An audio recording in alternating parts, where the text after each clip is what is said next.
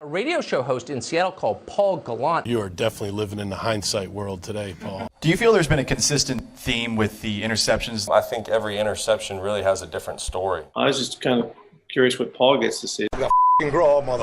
Are you kidding me? Paul Gallant, what the hell is wrong with you?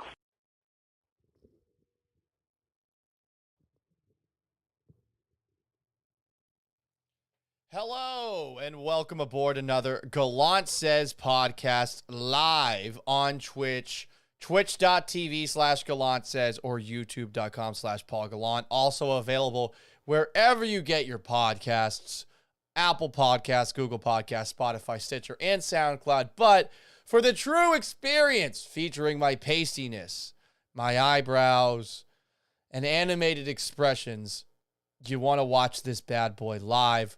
We try to kick things off every afternoon at 1 o'clock. My parents, my mom and my stepdad, are actually in town for the rest of this week, which is very awesome, but things have been a little bit slow cleaning the place up yesterday. Got it started a little bit later after a meeting that I had.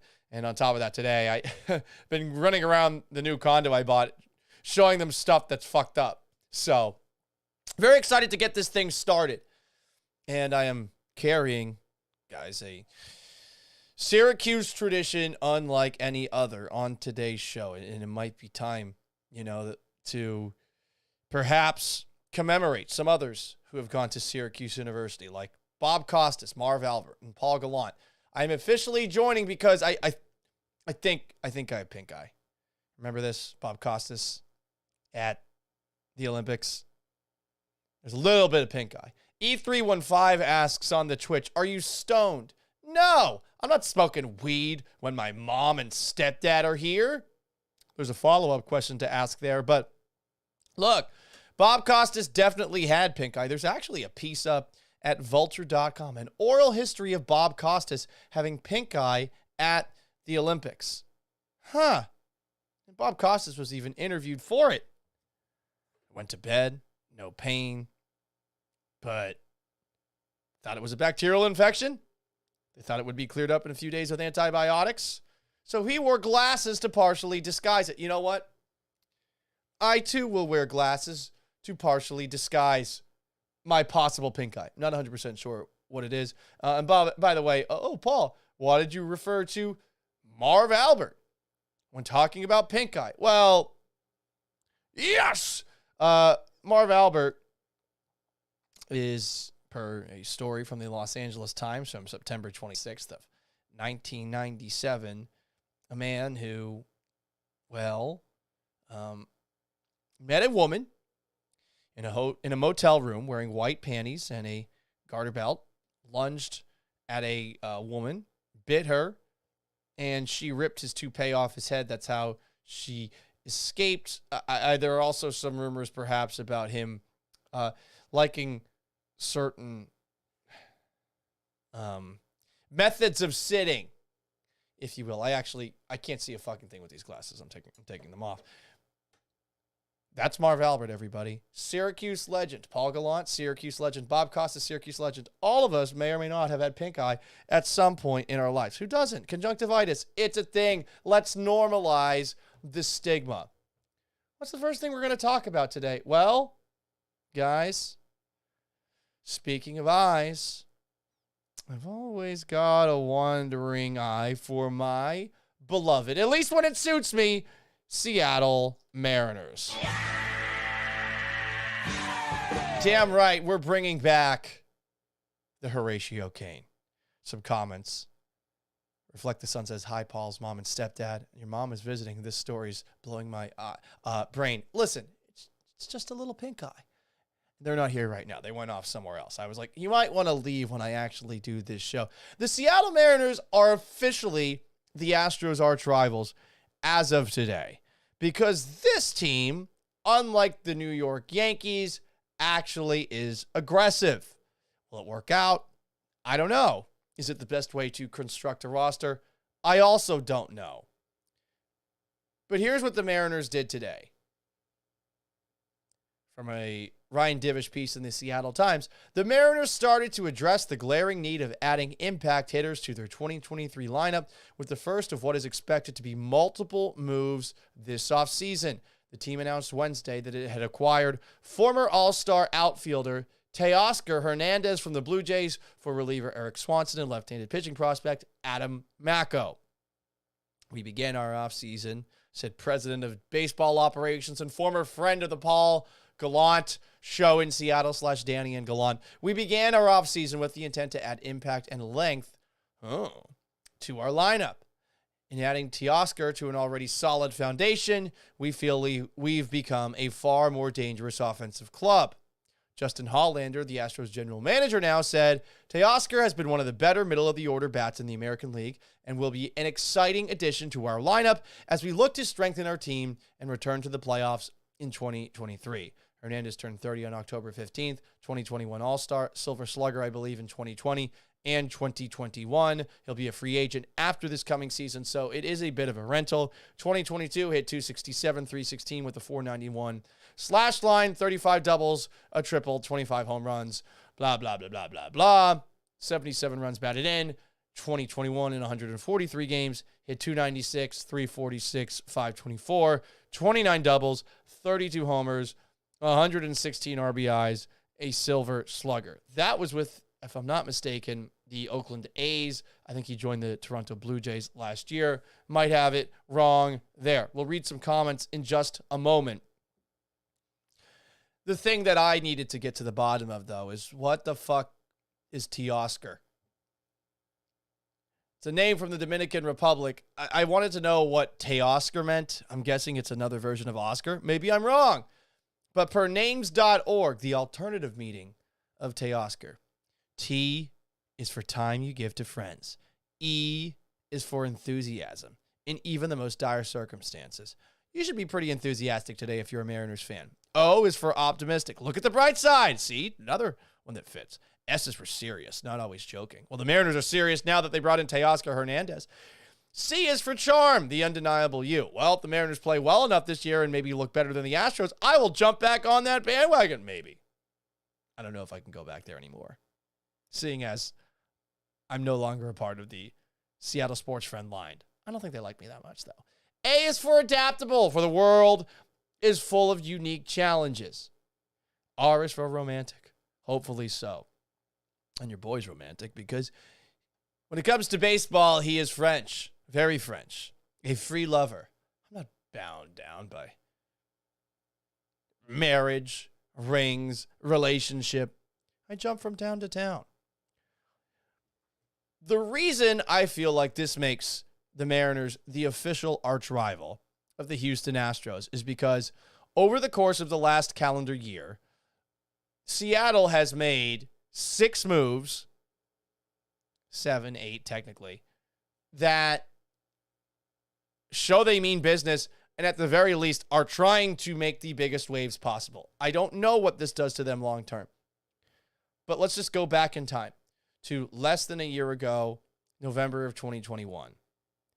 They traded for 2021 All-Star Adam Frazier, who did opt out. Not that big of a deal if you're a Mariners fan. I think weeks later, they signed 2017 All-Star, 2021 Cy Young Award winner, ERA, strikeout leader in 2021 as well, Robbie Ray, to a 5-year deal worth $115 million.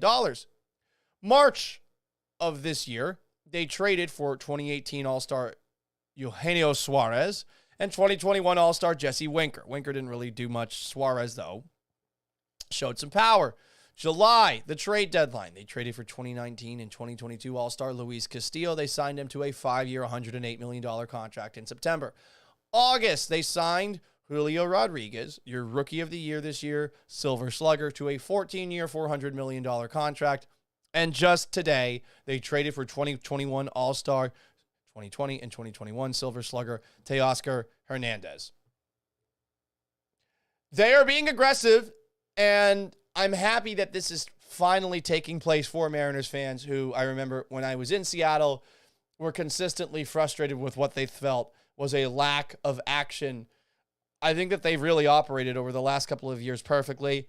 I expressed be patient with Jerry Dipoto. It's weird that my faith from a baseball perspective has actually worked out, whether it comes to the Astros in the playoffs, facing it against the Philadelphia Phillies down 2-1, against the Yankees back in 2017 down 3-2.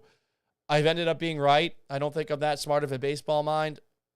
But also saying from 2020 on, where they were scrappy, that this team was heading in the right direction. I really feel like they are. And now we'll see if all the aggression actually pays off. Some comments on Twitch and on YouTube. Let's scroll through them.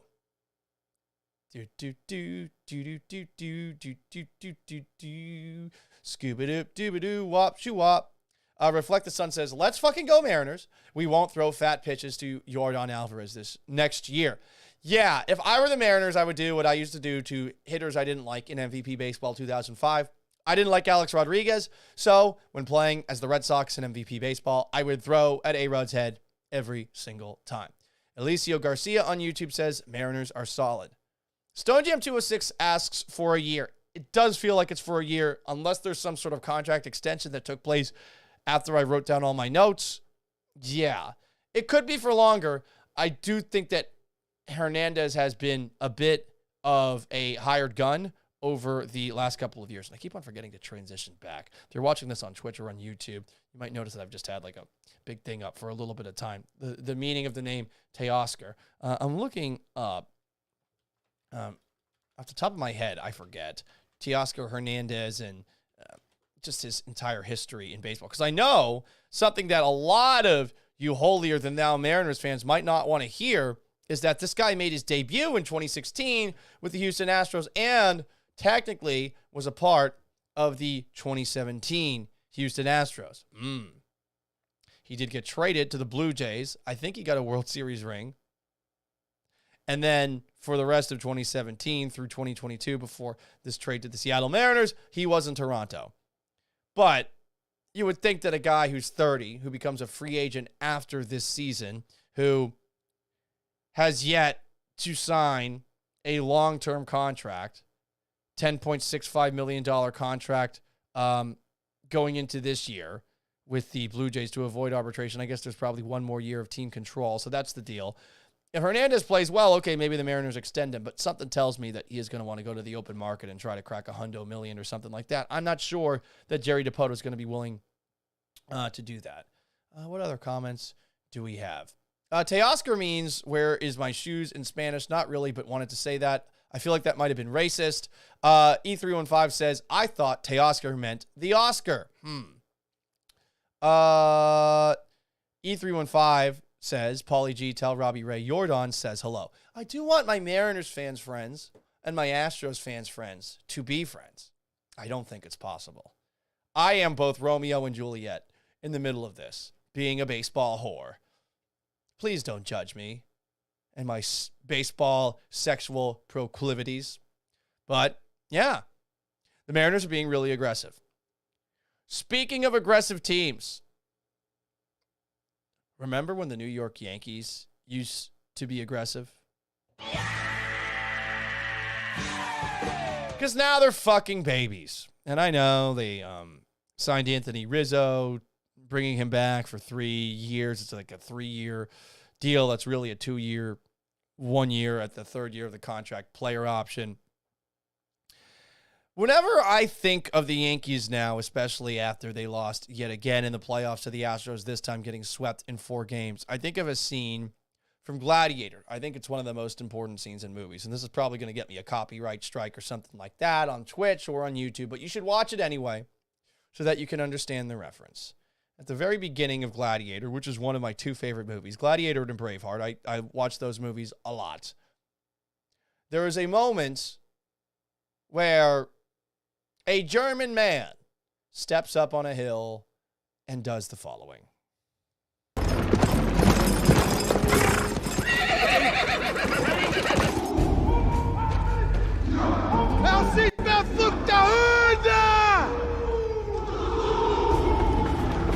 Just love what he says. He's holding up a Roman emissary's head. People should know when they're conquered. That clip is the important one. People should know when they're conquered. They should. The Yankees have officially been conquered by the Astros. And you would think that now they would start to point at themselves and to stop making excuses, because there have been a shit ton of them over the course of the last calendar year. Brian Cashman, we got robbed in 2017 and that was bullshit. You had, in the playoffs, Luis Severino saying, well, yeah, Alex Bregman went yard on me, but like he didn't hit it that hard. Aaron Judge hit something to right field a lot harder than that.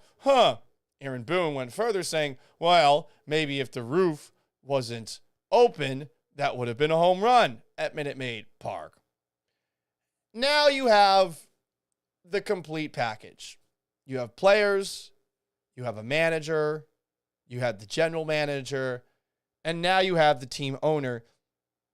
Here is Hal Steinbrenner in an interview with the Yes Network being asked about the Astros taking them down in the playoffs once again.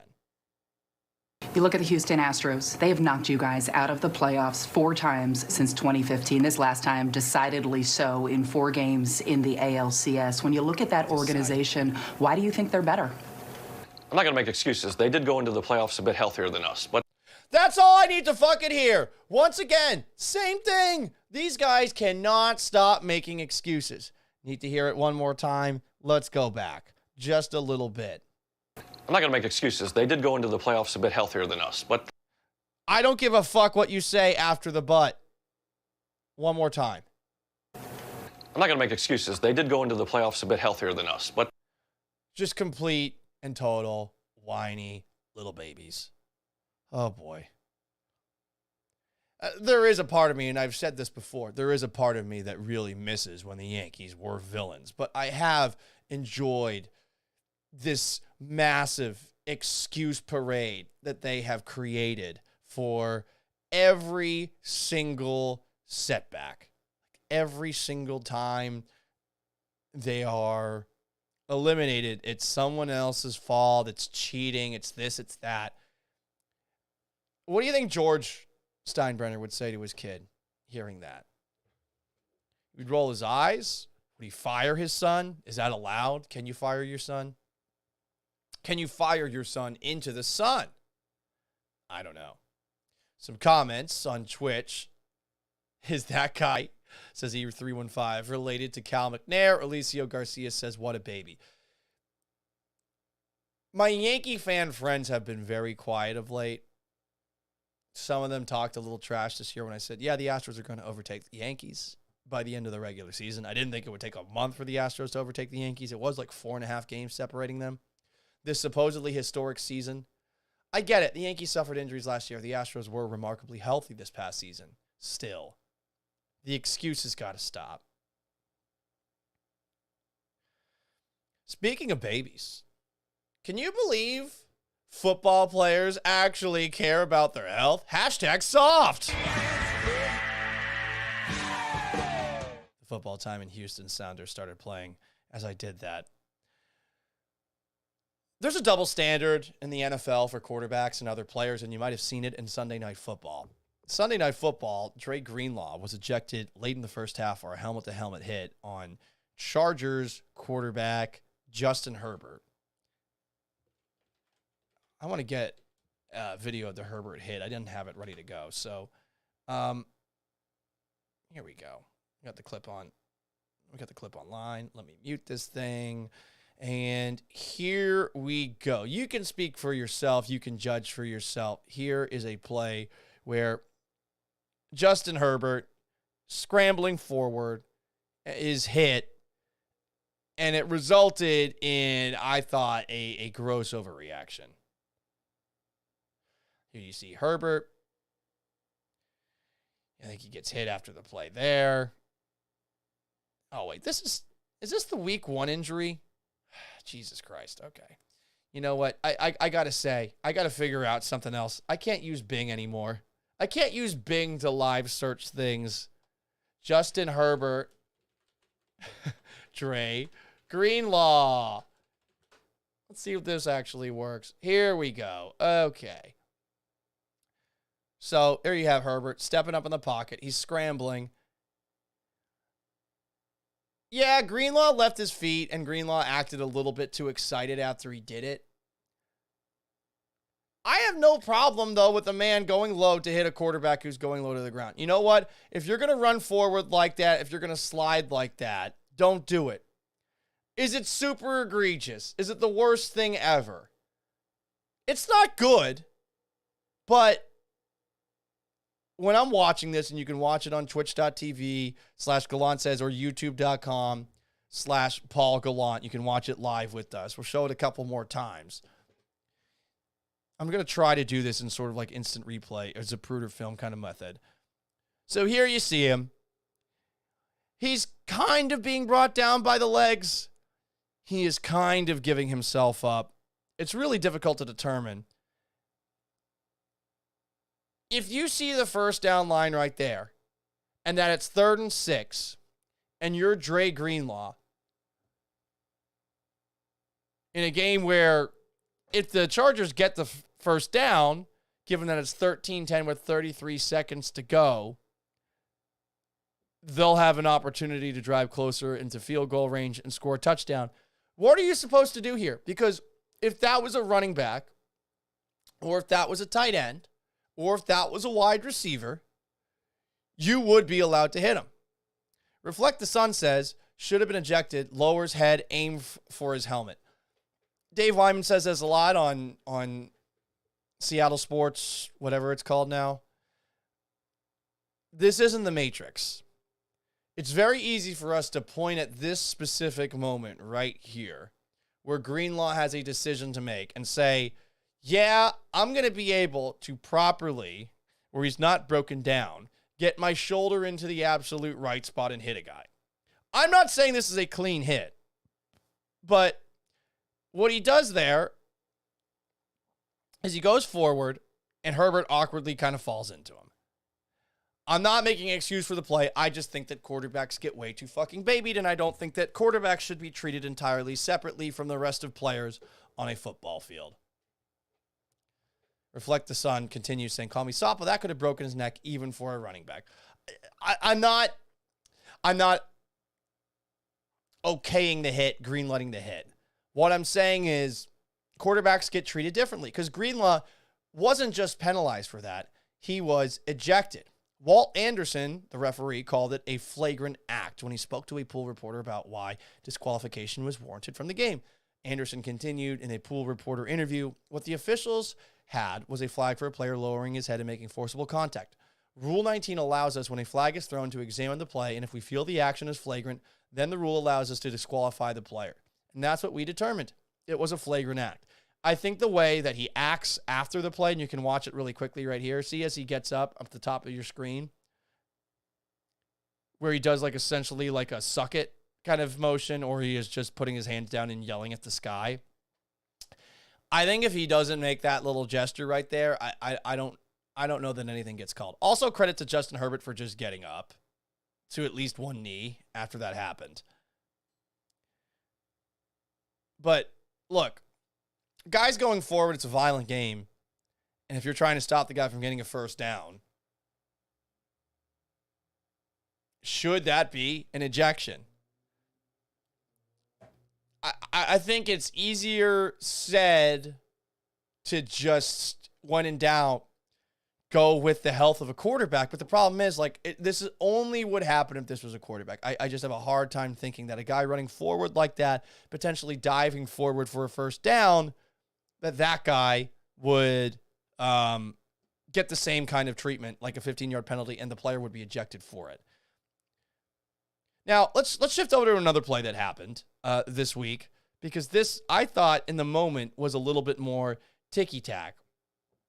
This was during the Monday Night Football game between the Eagles and the Commanders. Washington's running back in this situation is going upfield. And I remember seeing this in the moment and hearing Joe Buck and Troy Aikman criticize the call. And right here, let me turn the volume off. Someday we won't get a copyright infringement.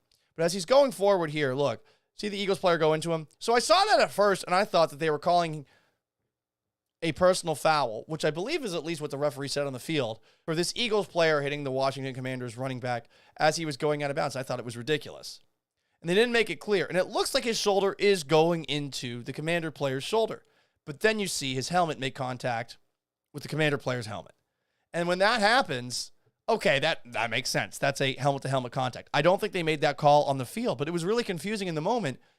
And you're asking referees to protect these guys. It's a hard fucking job for them. I feel bad for refs. I think that refs in the NFL and in the NBA have a lot tougher job than we're willing to admit. And in a situation like that, do you want to throw a flag on somebody for getting hit on his way out of bounds? Or for a guy getting hit where the helmet-to-helmet contact is incidental? That's a lot less flagrant, looking at the very least, than the play that you saw with Justin Herbert. So when that happens, what are you supposed to do as a referee? And how do you protect players? Because there's another big hit that happened this week, and this has led to some more reaction. This took place in a game between the Jaguars and Kansas City Chiefs. So Juju Smith-Schuster is going over the middle, and Syracuse grad, hell yeah, Andre Cisco comes at him pretty hard. You can watch the play right here. Up at the top of the screen. You could see Juju Smith-Schuster getting open right there. Mahomes throws it to him. Cisco is right there. Smith-Schuster's about to catch the ball. What are you supposed to do there? He's defenseless. Are you not supposed to hit him? Because if he catches the ball, he's going to be able to go forward probably 3, 4, 5 yards or something like that. So Cisco stops in his tracks, you'll notice. Smith-Schuster turns upfield, sees him. And again, this is all happening so quickly. Remember that this isn't happening in slow motion. This isn't happening in bullet time. Goes into him. Boom. Decked. And Schuster makes the, alligator arms, which you hate to see. Here's another replay of the play. Twitch.tv/Gallant says, YouTube.com/Paul Gallant. That was the play right afterwards where Cisco lays out yet another Chiefs wide receiver. And after the game, the Chiefs were very pissed off about it. Here is a couple of interviews from Justin Reed, former Houston Texan, Marquez Valdez-Scantling, who was the other guy that got hit, and Isaiah Pacheco. Preventative. Yeah, that's just keeping your eyes open. Keep your head up, your eyes open when you make a tackle. I've had a ton of big hits in my career. Not once have I ever had a helmet-to-helmet contact with it. You can go through the career of my 5 years, a handful of big hits. Not once have I had contact like that. So it's a little bit both ways. Receivers making sure that they're not ducking their head too. But as a defender, making sure you see what you hit. Yeah, we're pissed. That's the only way to describe it. We were mad. Like that, standing right in front of them. Those kind of hits are, not welcomed in this game, man, because, we are playing, and putting our lives on the line, every single play. And you never want to see a guy go down like that. And then for me to come in and get the same kind of hit 2 plays later and there's no flag, no penalty, are they protecting us? Are they protecting us? That line right there, yeah, they are. They're trying. But hits like this, they happen. There are a lot of bang-bang plays in this league. Cisco's not supposed to come after you like it's 1996. I mean, the game used to be a lot more difficult to throw in, and you would routinely see, in short areas of space, safeties absolutely lighting up wide receivers and tight ends. I think we all like that, don't we? And again, I don't want to be toxically masculine or something like that. I don't know what a player is supposed to do here. Maybe this is a play that should be called for targeting. This was Robert Griffin III commenting on an infamous hit in the game between Michigan and Nebraska. This is kind of graphic, but here you can see a Nebraska guy on the left, Michigan guy on the right, twitch.tv/Gallant says, youtube.com/Paul Gallant, and he tries to hurdle, and boom, as he tries to tackle the player hurdling him, his helmet hits him right in the nads, and then the guy gets crushed. I mean, that's like the car crash in Meet Joe Black. How many more times do you want to watch this? Ow. I'm trying to think. Like, the impact there, that looks painful. No players in football wear cups. No one wants to. Then he starts falling down. He probably feels like shit as it is in that moment. Now, all of a sudden, his legs are up in the air. He gets hit by one defender. He even got a little possible pink eye action in the back. I'm just kidding. From another defender. And now he falls to the ground and lands on his neck with his legs all on top of it. I mean, that's brutal. Is that targeting, though? Again, things are bang, bang. What, he's not supposed to make a move on the guy who's trying to hurdle him? It's like the NFL's version of getting posterized. And while we're on player safety, which the league, let's be honest, it only cares about the quarterbacks.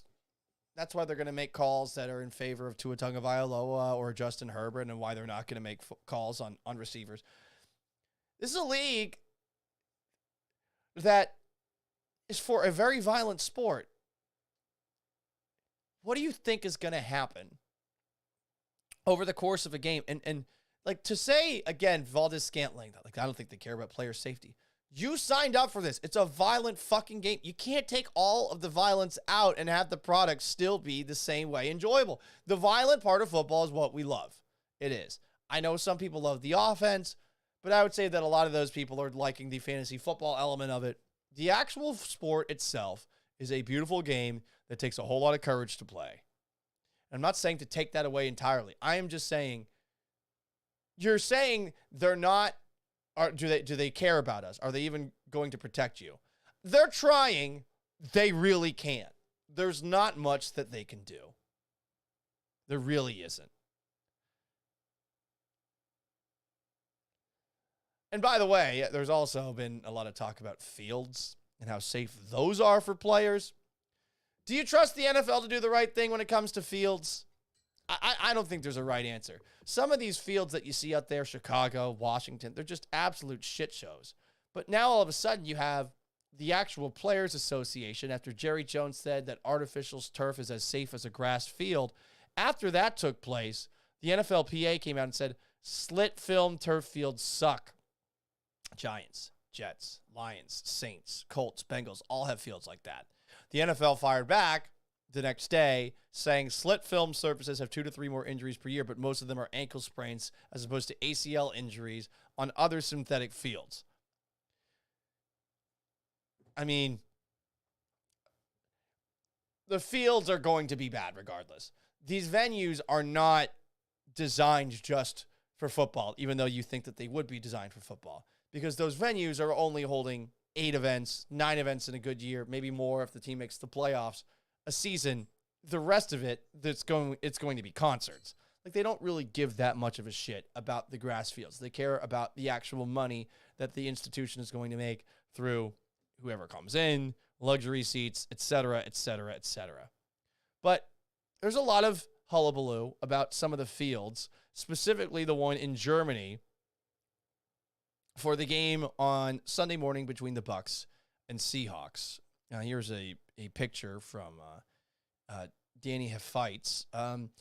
This field doesn't look very good. It's not the clearest image. Twitch.tv/Gallant says, YouTube.com/Paul Gallant. Poor Marine asks, does artificial turf cause cancer? Honestly, I don't know.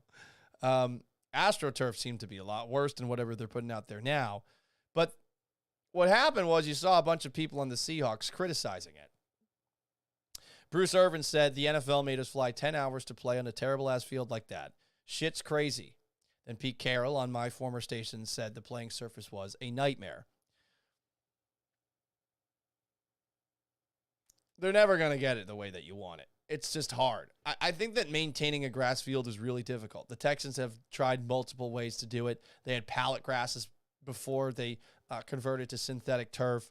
The Cardinals and the Raiders have fields that they roll in, but sometimes those fields don't look good, especially after a concert. You got some of the synthetic fields, but how well can you maintain a field when you see some of the fields that you've seen in the past when it's grass in Pittsburgh? Like, you almost have to do AstroTurf there. In New England, in Buffalo. It's just hard to have a good field all year long. Probably in Seattle you need to do it.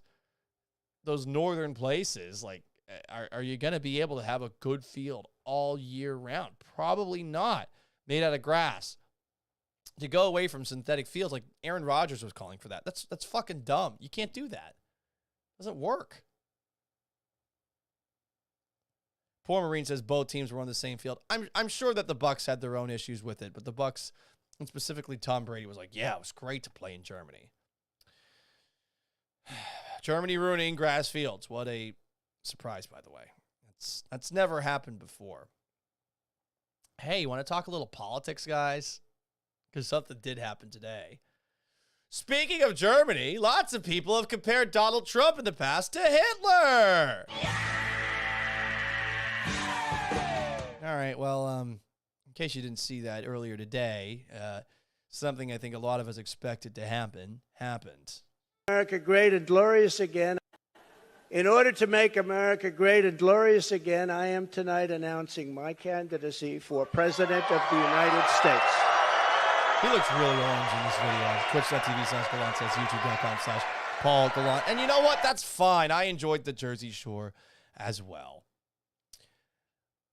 I know a lot of you people are going to be pissed off about it. I know other people are going to be like, yeah!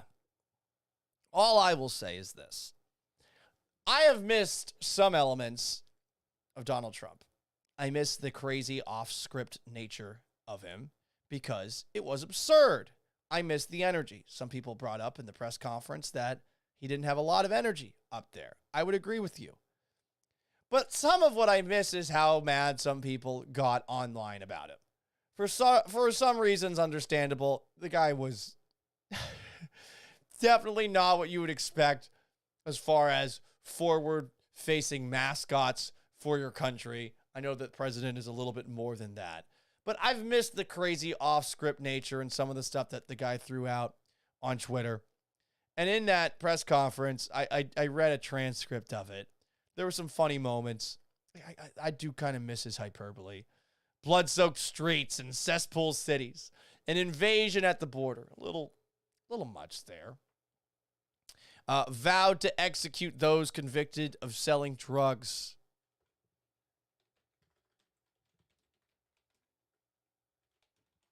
We are a nation in decline. We are here tonight to declare that does not have to be that way. That's not quite as hyperbolistic. Sorry, I'm looking something up. I thought I had it in my little rundown here. He cast himself as a victim of wayward prosecutors, per the AP, and the festering rot and corruption of Washington. Like, he's doing the same things that he has. All I am saying is, I have missed those antics. But at the same time, even though I got very tickled by the way some people who hate Trump reacted to it,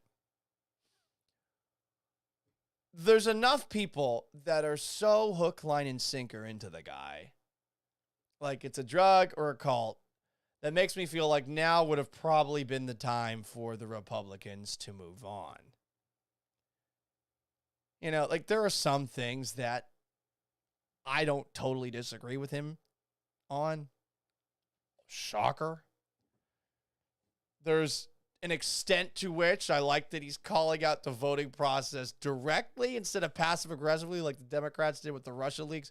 Whatever the case, like I don't even care about the vote anymore. I've kind of gotten to a very jaded and cynical sense when it comes to this shit because I just look at the totality of the experience that we have when it comes to who wins and who doesn't. And part of me thinks like going forward, we're going to have some sort of question about the actuality of an election for the rest of time. Like we had this with George W. Bush twice. I guess we haven't had it with Obama at the very least, so that's nice. But you had it with Trump winning the first time. You had it with Biden winning the past time. Like there's all, I'm getting tired of it. To the part where you say like, oh, there's voting fraud definitively. There's an insurrection. There's a riot. Like that's where I kind of lose it. But I do feel like they should have moved on from him. I don't have the song up. I can't find it. I don't really want to find it. I'm just going to say that. While I lean right, I consider myself moderate. I lean right a little bit. Seattle kind of pushed me in that direction. I will say being in Texas, you come back a little bit. Seeing some of those like super Trump supporters, it makes me so fucking cringe. Like, I just cringe so hard at some of these guys. And poor Marine says they still have to go into a primary. You're right, and maybe it's Ron DeSantis that's going to win. But I want to move on because of some of the people that are so cultishly into him. This party that I went to a couple of months ago, it was a house party.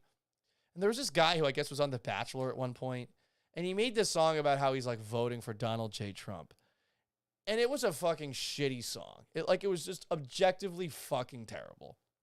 And everyone was so into it. And I'm just making like a face because I don't want to be that guy at the party to say like, this is fucking stupid. Like, I'm not that person in social settings. On the air, I am. So I'm just sitting back and I'm like, wait, this guy made it to The Bachelor? Rolling my eyes, sitting back, trying to find anyone who also was like, this is fucking stupid. And no one was. Everyone there seemed to be hook, line, and sinker into it. And that's why those people like that are so into this guy are the reason that the Republican Party and really just the United States of America and America political system, like the TV networks who want all those ratings that they get from just mentioning the guy. And I would say anybody who is lower on the totem pole of the political scale or political, I don't know what the fuck, political totem pole. I say totem pole a lot.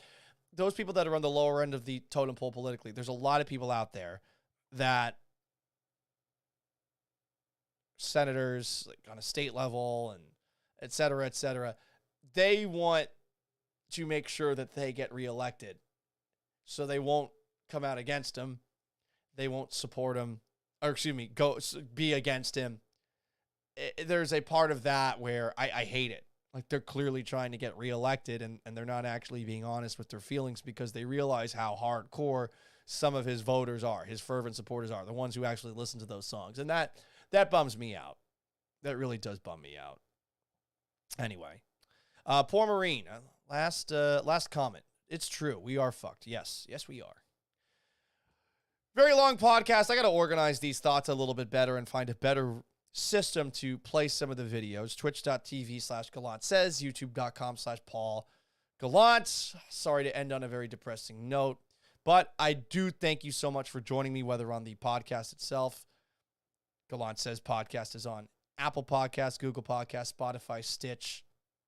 Check that. Yeah, Stitcher and SoundCloud. You can also subscribe to the podcast and watch it live weekdays generally at 1 o'clock Central Time, youtube.com/Paul Gallant, twitch.tv/Gallant says. Thank you so much again. So long. Farewell. Have yourselves a wonderful Wednesday.